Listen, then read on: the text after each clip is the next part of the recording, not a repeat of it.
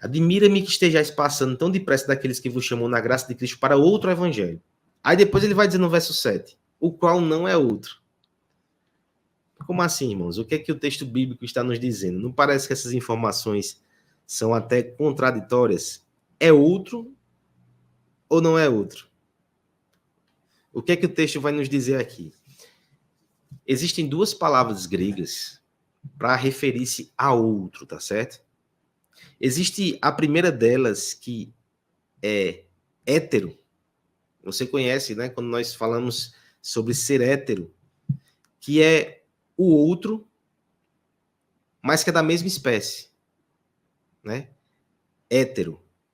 E existe outro tipo de outro, que é o halo. São palavras diferentes. É como se fosse assim, um é outro, mas da mesma espécie, e o outro é totalmente diferente.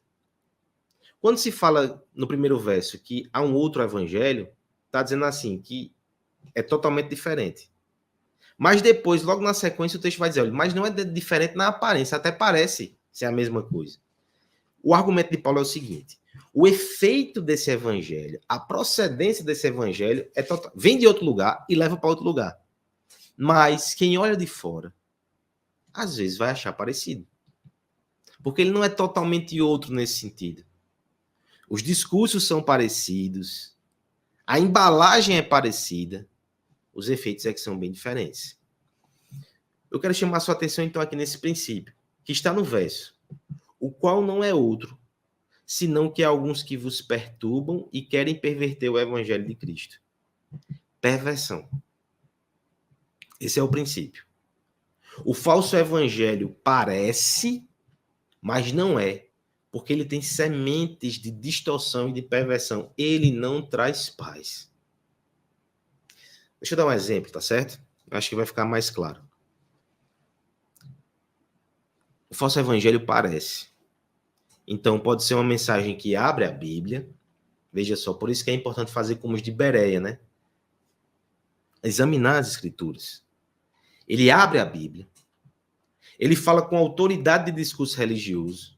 Mas, por exemplo, enquanto o verdadeiro evangelho vai dizer Jesus Cristo morreu para salvar pecadores, arrependam-se e creiam neles e assim terão a sua salvação, isso traz paz à nossa mente. Saber que Jesus ele fez tudo que deveria fazer, que nós devemos nos entregar e confiar a ele, somente nisso nós temos salvação, isso traz paz. O falso evangelho vai dizer assim, você precisa, junto com Cristo, fazer algumas coisas. Você precisa atender a alguns rituais. Você precisa obedecer às regras da nossa igreja. Você precisa fazer isso aqui que o pastor está lhe dizendo. E se você fizer todas essas coisas, junto com a sua fé em Jesus, você vai ser salvo. Alguém já disse assim, Jesus e é o falso evangelho. Jesus mais é o falso evangelho. O verdadeiro evangelho é Jesus somente. Somente Cristo, solos Cristos da reforma. Quando você coloca essas outras coisas, essas adições, essas regras, esses rituais vazios, você não traz paz. Porque a pessoa que recebe essa mensagem, ela vai ficar o tempo todo tensa, nervosa, ansiosa, e não consegue ter certeza de salvação. Deixa eu falar com você nessa manhã que nos acompanha. Na estrutura religiosa que você está hoje, no caminho que você tem seguido, você consegue ter certeza de salvação? Se você fechar os seus olhos hoje e não abrir mais, se você estiver na presença de Deus agora, no finalzinho dessa transmissão, o que é que vai ser da tua vida? Se você pensa assim, que Deus vai analisar a minha vida, vai pesar numa balança, vai ver se eu consigo, se eu não consigo, você pode estar na igreja evangélica pensando assim. Ou está sendo pregado um falso evangelho para você, ou você não está nem ouvindo. Não vou colocar a culpa no púlpito da sua igreja, não. Pode ser você também, que tem um falso evangelho no seu coração e você não se livrou dele ainda. O verdadeiro evangelho diz, Cristo já pagou o preço. Se eu me encontrar com meu Deus hoje, eu vou vestir na roupa de Cristo. A ilustração muito forte que sempre vem à minha mente quando eu penso nisso é a ilustração de uma grande fileira, assim. E há um trono, há um martelo de julgamento e as pessoas, uma após uma, vão sendo escrutinadas ali. As suas obras são expostas.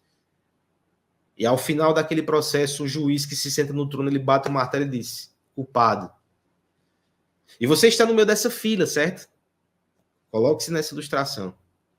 E você vai vendo, por exemplo, pessoas vis, pessoas que você sabia que tinham uma vida muito complicada, elas estão ali, elas são condenadas, você, tudo bem, faz sentido, né?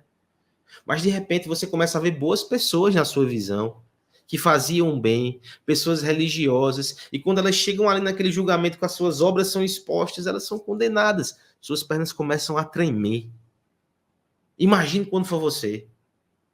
Lugar 10, lugar 9, lugar 8, tá chegando a tua vez. O que é que você vai dizer? Como é que você vai convencer esse juiz? Pessoas aparentemente melhores estão sendo condenadas.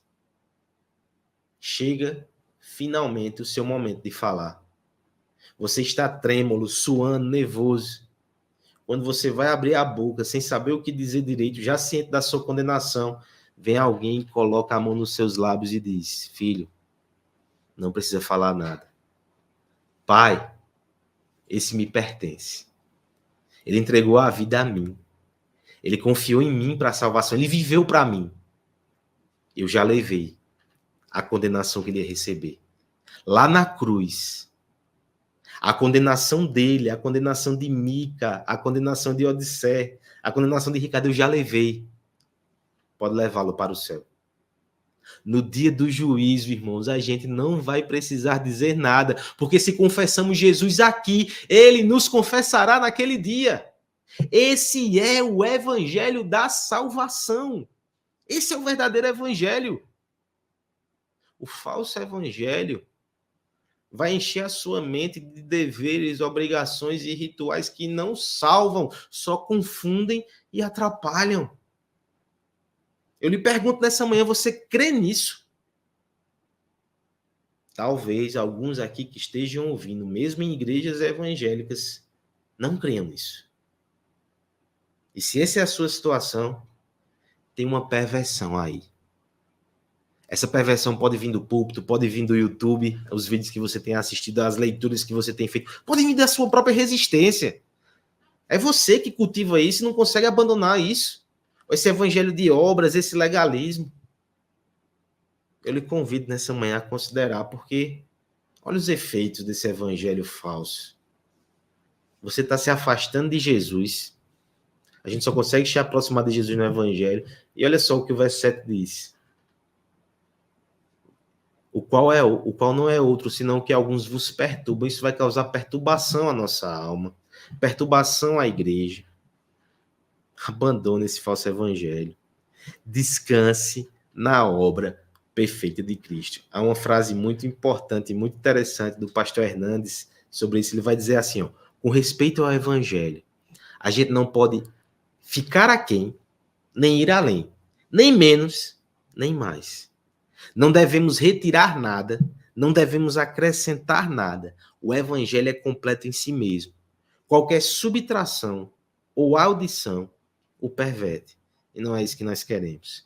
Nós queremos o puro, o simples e o poderoso evangelho de Deus na nossa vida. Abandone os falsos evangelhos.